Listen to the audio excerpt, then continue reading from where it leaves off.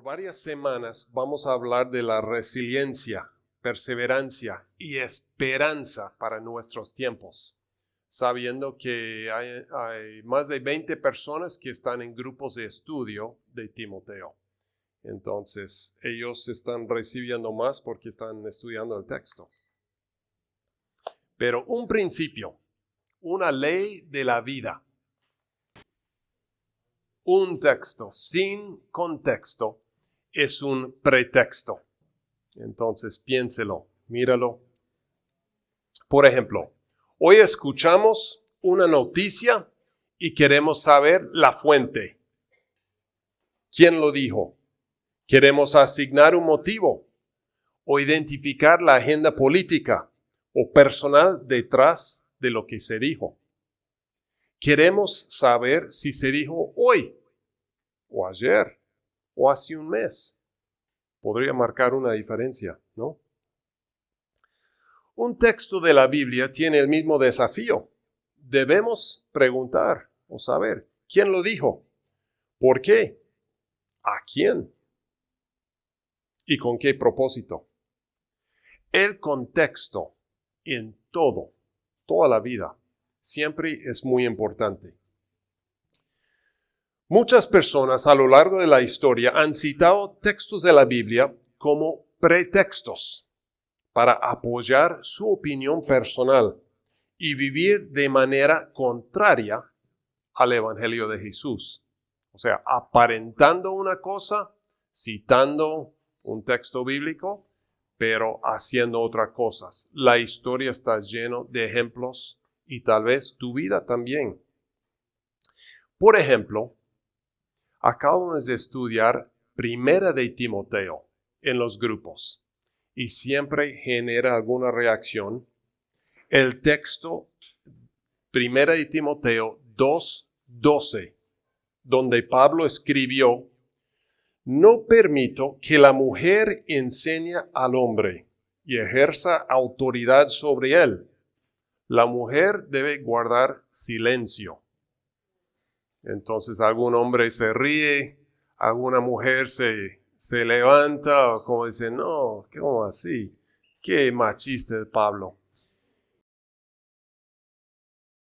Hasta el día de hoy hay muchos maestros que se apoyan en este texto para reforzar una jerarquía artificial donde las mujeres siempre están sujetas a los hombres, como si fuera el diseño original de Dios.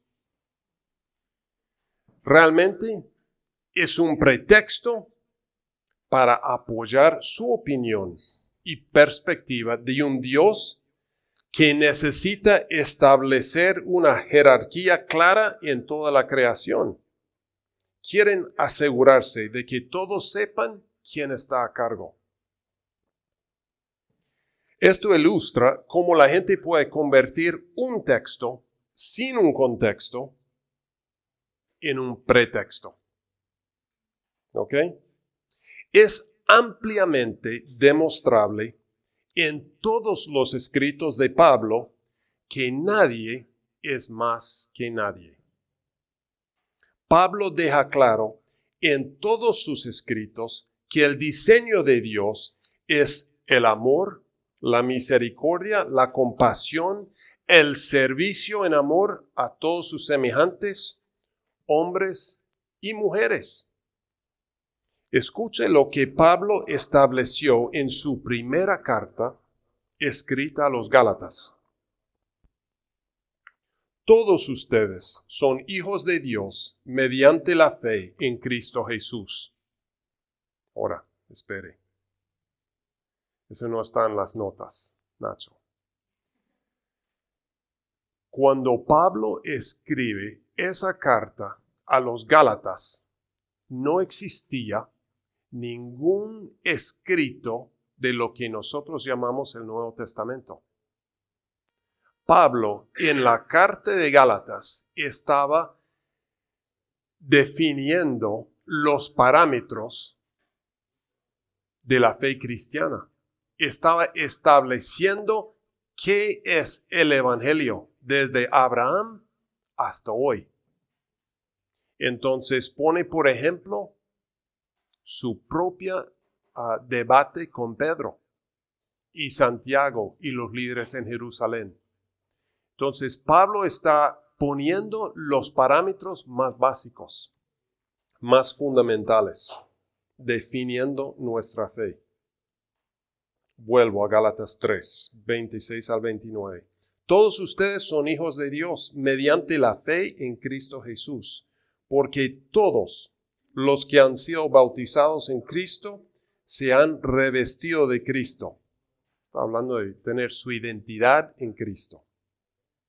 Ya no hay judío ni no judío, esclavo ni libre, hombre ni mujer, sino que todos ustedes son uno solo en Cristo Jesús.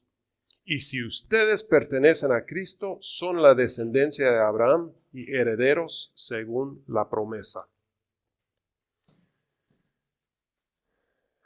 Todos los escritos de Pablo, todo el Evangelio, nunca podemos tomar un versículo y ahí decidir que todo está claro, todo está definido. Hay textos que son difíciles y bueno, más vale mantener el misterio o la falta de comprensión en una situación que tratar de reunir toda una teología que va en contra del mismo modelo de Jesús y de Pablo. Pablo siguió el ejemplo de Jesús. Ya volví a las notas, Nacho. Nacho es un genio, traduciendo. Pablo fue un promotor de las mujeres en el ministerio, tanto en la enseñanza como en el liderazgo. Que haya gente con otra opinión, lamentablemente, digo yo, es cierto. Y por eso quiero enfatizar hoy este principio de la vida, esa ley universal de la interpretación de las cosas, que un texto sin un contexto es solo un pretexto. Segunda de Timoteo es una de las 3 cartas llamadas cartas pastorales. Son escritas por Pablo, enviadas, 2 de ellas enviadas a Timoteo y 1 a Tito. Son colegas de él durante muchos años. Fueron compartidos y confirmados como cartas inspiradas por Dios, por todas las comunidades cristianas. Las cartas circularon a todas las comunidades y la gente las tomó y dice, eso sí es inspirado por Dios, que es muy interesante. Entonces, que yo discuto con un texto porque no lo entiendo, más valga que yo digo, mire, el contexto, tengo que estudiarlo más, a ver qué está diciendo Pablo, porque no puede estar diciendo que hoy día cada mujer tiene que estar sujeta a cada hombre. ¿Sí? No puede ser. Esto no es el Evangelio. Bueno, este es un ejemplo. Si están leyendo Timoteo, ya lo han visto y bueno, se sigue discutiendo hasta el día de hoy. Entonces pongo mi opinión y mis estudios. Y si nunca habían escuchado esto, entonces perdóname por llevarle la sorpresa. Entonces, ¿cómo vamos a situar las cartas pastorales en su contexto neotestamentario? Entonces, yo quería traer la caja otra vez de Wonderland. Ustedes lo vieron en agosto. Hay una caja. Esa es una foto de algo que está abajo para los niños. Pero están en su grupo y seguramente van a recordar, este es como un manipulable de cada libro, los 66 libros de la Biblia que nosotros seguimos aquí. Y se acuerdan los 5, 12, 5, 5, 12, los que estuvieron, como para ubicarse y saber. Y los profetas aquí abajo, 5 mayores, 12 menores. Los mayores es porque son más largos.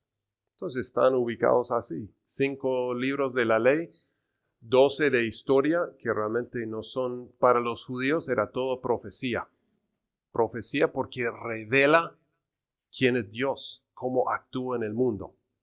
Nosotros decimos, bueno, no entendemos esto, entonces lo vamos a llamar historia. Y la sabiduría, los profetas. Y después aquí abajo tenemos el Nuevo Testamento. Recuerda, estoy tratando de decir, hay un contexto. Si nos quedamos con Pablo, Primera de Timoteo 2:12, ya tenemos como una pelea para el resto de la vida. A ver, Jesús vino a traernos ese tipo de pelea. ¿Cuál es el contexto? Entonces, el Nuevo Testamento está organizado, ahí abajo se ven 4, Mateo, Marcos, Lucas y Juan, 4 evangelios. Los que han leído un poco saben que Mateo, Marcos y Lucas se llaman los sinópticos porque como tienen un mismo ojo mirando y explicando y son muy parecidos. Aunque si leen bien, no tan parecidos, hay diferencias que es interesante. Y Juan fue escrito mucho después, entonces mucho como 30 años después, en otro contexto cultural. Entonces Juan es como cada evangelio empieza con el genograma de Jesús. Y aquí hablamos del genograma, ¿cierto? Que tu familia desde hace 3 o 4 generaciones sigue impactando en quién eres tú hoy. Aunque lo quieres negar. No, yo no soy nada como mi papá. Y todos los demás están diciendo, eres igual a tu papá. No, no puede ser, yo quiero ser diferente. Tenemos en el ADN. La buena noticia es cuando tomamos conciencia de lo que hay en mí. Tomo conciencia de lo que hay en mi ADN y pido la ayuda de Dios y de las personas. Puedo lograr un cambio que trae beneficios. No tengo que seguir siendo como las partes malas, los aspectos difíciles. Yo puedo lograr una transformación. Y a 2 o 3 o 4 generaciones, personas que yo probablemente no voy a conocer, recibirán un beneficio.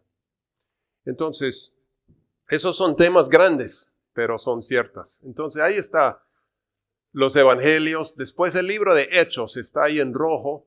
Y Lucas escribió Hechos. Es casi como si fuera un gran volumen. Lucas escribiendo. Lucas es compañero de Pablo. Cuando Pablo escribe Segunda de Timoteo, su última carta en su vida, de que nosotros tenemos a la vista, Lucas está ahí. Y Lucas, por eso, puede escribir mucho en el libro de Hechos sobre la vida de Pablo, porque está ahí, está viajando con Pablo. No es que Tomás y Simón y otros discípulos de Jesús no salieron a hacer sus cosas. Hay libros escritos sobre eso. Pero en la Biblia tenemos la historia de Pablo. ¿Qué quiere decir? Cuando Pablo escribe su última carta a Timoteo, segunda de Timoteo, Timoteo es el pastor de una comunidad cristiana en Éfeso, una gran ciudad.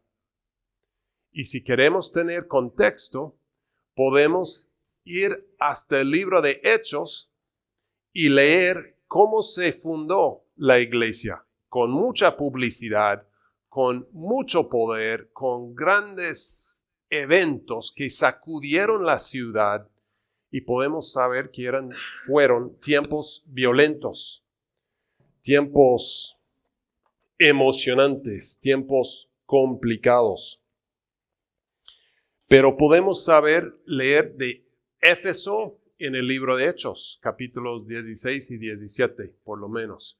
Podemos saber más de la vida de Pablo y podemos leer todas las cartas que escribió Pablo. No todas estas cartas son de Pablo, pero voy a mostrar. Desde Romanos, todo esto se escribió Pablo hasta aquí. A ver. Es que esos están fuera de orden. Tengo que hablar con la gente de Godly Play. Los que están sentados cerca, pues no miran demasiado. Es bueno en todo lo contrato leer la letra chica. Después pueden ir a casa, pero Pablo escribió muchas de estas cartas y empieza con la más larga y después en general hacía las largas al principio, después las cortas. Pero se puede leer, dice, Pablo hubiera dicho esto. Pablo realmente es así de machista, entonces hay que leer las cartas a ver qué tipo de persona es, a qué apunta Pablo. Y ese contexto nos va a ayudar. Bueno, volviendo a las notas, donde dice, habla de Pedro, el apóstol Pedro, ¿cierto? Contemporáneo de Pablo. Se enfrentaron en algunas situaciones al principio, pero fue Pedro también que ayudó a restaurar a Pablo. Restaurarlo, ¿por qué? Porque Pablo había luchado contra la comunidad cristiana. Había llevado a la gente a la cárcel, había mandado a matar a algunos, había perseguido la comunidad de cristianos de Pedro y Santiago y Juan y María, la madre de Jesús, los había espantado y maltratado. Pero después se encontró con Jesús en una historia que cuenta 3 veces en el libro de Hechos, 3 veces, porque esto cambió el mundo. Pero Pablo, después de encontrarse con Jesús y experimentar un cambio profundo, volvió a Jerusalén. Dice, subió a Jerusalén porque Jerusalén está en un cerro ahí. Subió. Y después, como se va al desierto, 14 años. Lo que a mí da a entender que los discípulos no le tenían mucha confianza. Ya antes nos atacaba y ahora quiere infiltrar a ver qué está pasando. No le tenían mucho cariño. Él se fue y ellos también tenían que madurar qué significa amar a otra persona, un enemigo, un terrorista. Y pasaron 14 años y Bernabé mandó a llamar, dijo, debemos llamar a Pablo. Está ahí en el desierto, recapacitando en uno de estos monasterios del desierto. Y lo llamaron. Y tuvieron unos conflictos al principio. Pero pasaron las décadas. Y al final, Pedro, también en la cárcel en Roma, está escribiendo sus cartas. Y escribió en su segunda carta, que sería la última que tenemos de Pedro, hablando de Pablo y sus cartas, hablando de las cartas de Pablo.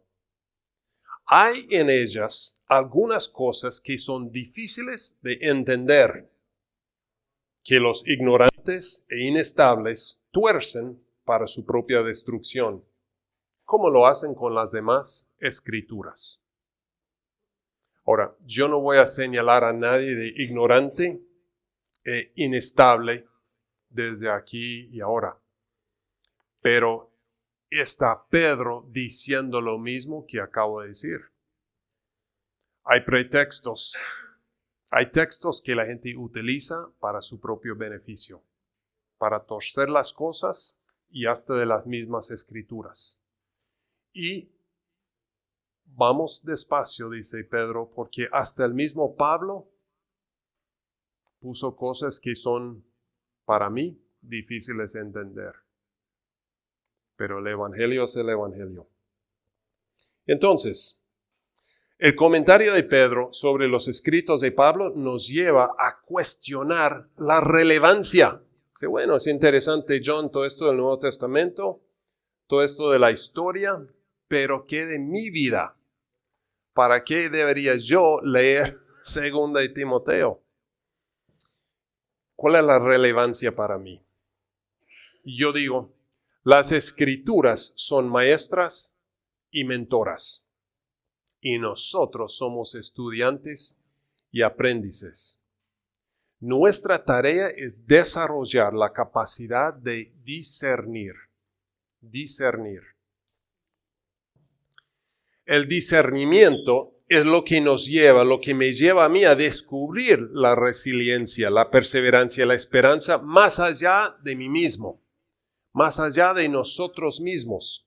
O sea, como ser humano, tú tienes una gran capacidad de resistencia, de perseverancia, de ser optimista con cara al futuro.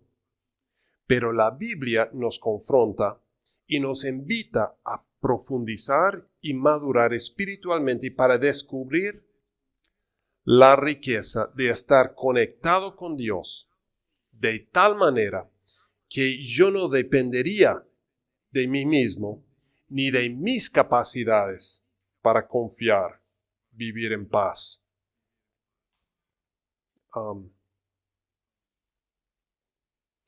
Y a pesar de los tiempos terribles que nos rodean, yo escribí mal en mis notas. Lo que quiero decir, la frase termina en una confusión. Lo que quiero decir es que yo no quiero depender de mi capacidad de perseverar. Yo puedo en mis fuerzas lograr esto, lo puedo hacer, esto lo puedo aguantar. Voy a decir que mañana va a ser mejor.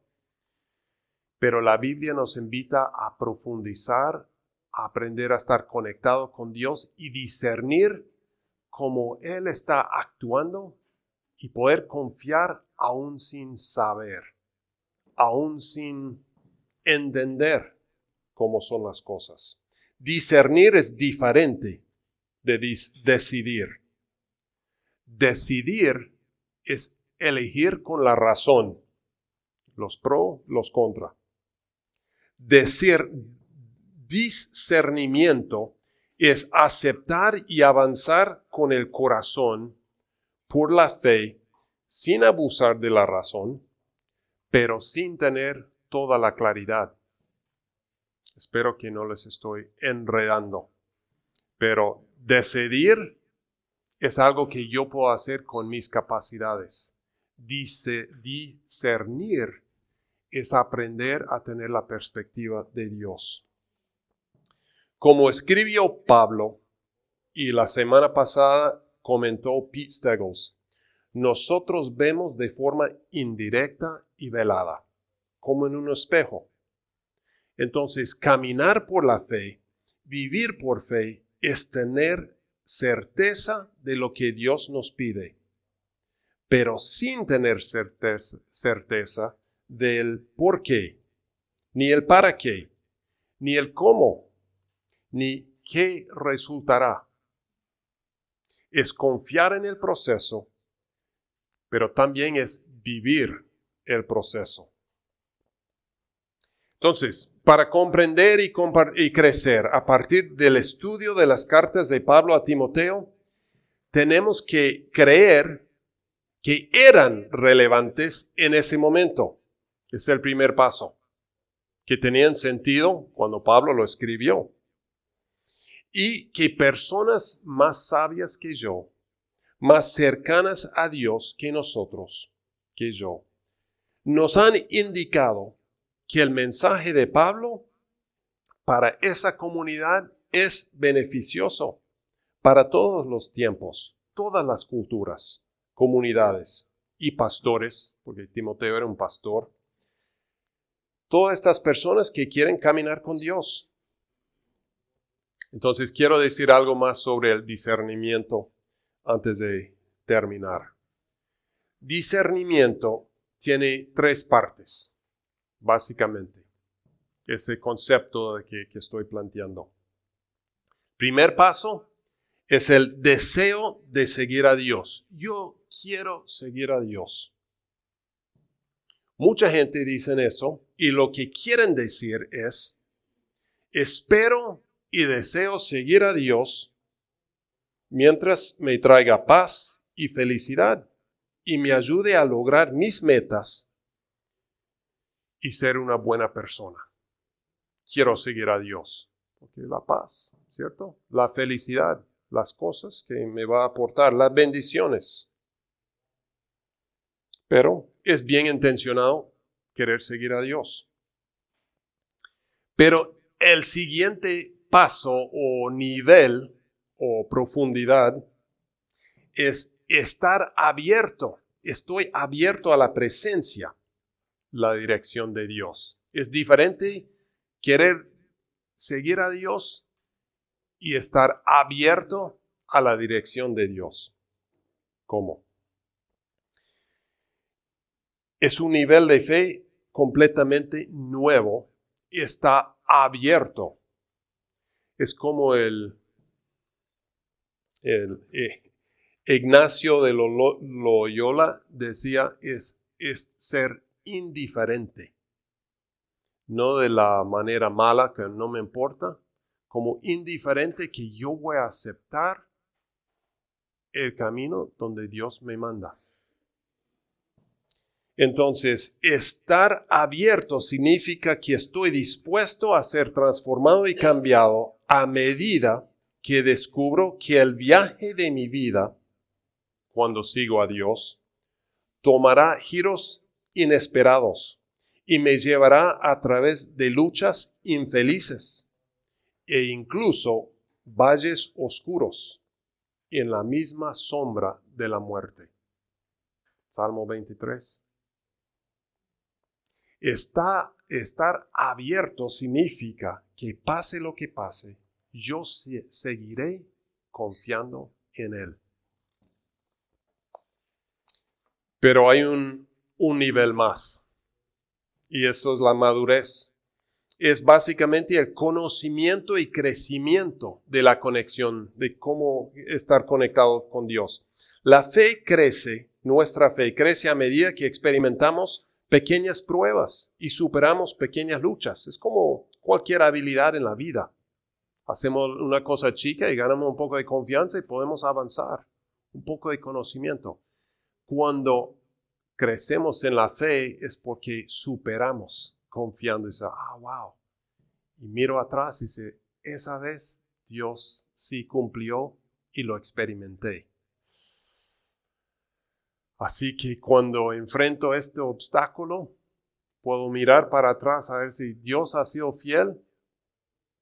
No me acuerdo. Entonces venimos a la comunidad y otro nos dice, sí, Dios ha sido fiel. Y una persona mayor dice, sí, yo también. Yo llevo 30 y pico de años de casado y sí, es cierto, pasa de todo, luchas, desafíos, pero la vida es así y Dios es fiel. Entonces, una mayor fe puede en realidad llevarnos a lugares de mayor responsabilidad y dificultad. Pero nuestro conocimiento, experiencia, la presencia amorosa y fiel de Dios crecerá y seremos más sabios. Con un crecimiento en la sabiduría podemos amar mejor a los demás.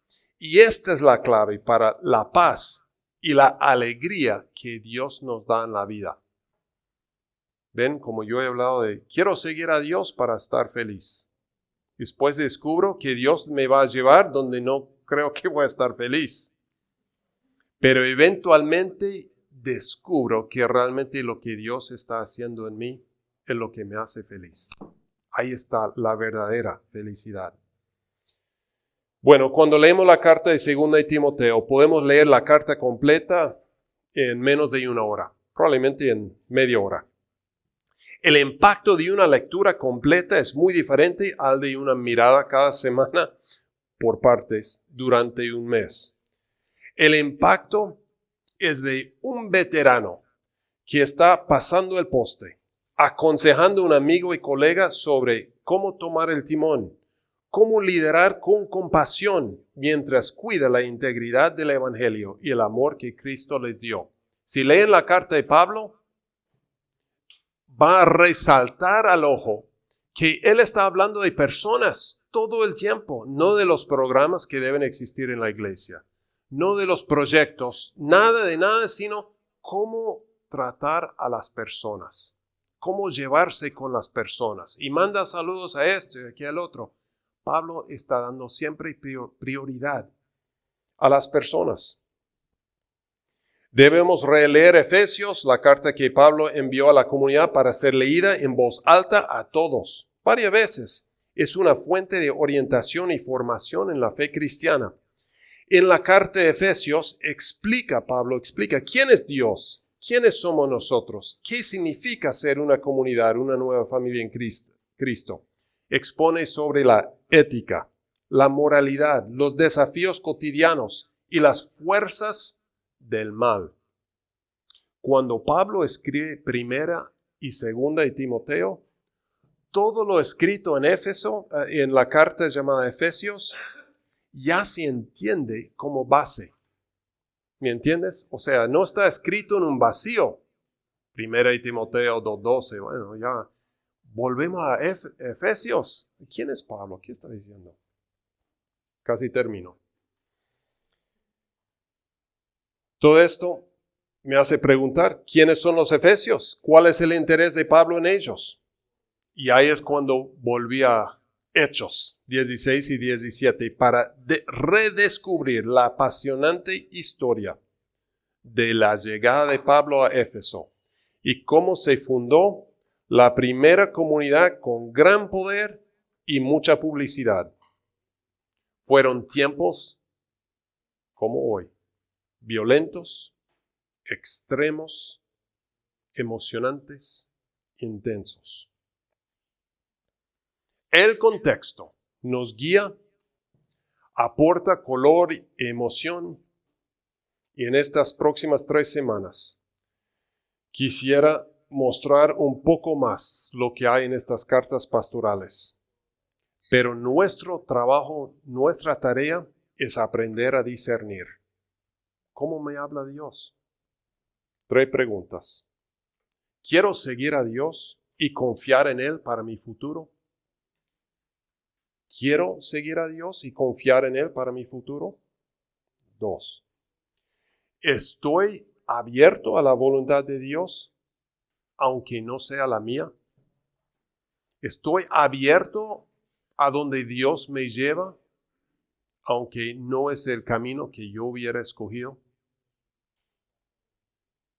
Y tercero, ¿sé o estoy aprendiendo quién es Dios y cómo es Dios para discernir su voz? Oremos. Gracias, Padre Celestial, porque tú nos llevas de la mano como un buen pastor. Tú nos orientas, nos llevas con amor y con mucha misericordia. Podemos entender mal y hasta enseñar mal, pero en tu amor nos vas llevando. Y el amor cubre una multitud de pecados. Ayúdanos a querer a las personas más que a los proyectos y los programas, a querer seguirte, incluso cuando no entendemos dónde tú nos estás llevando. Ayúdanos a confiar y a hablar abiertamente, sabiendo que nadie es más que nadie y todos estamos igual delante de ti. Gracias por esta comunidad y por el privilegio de compartir. En el nombre de Jesús. Amén.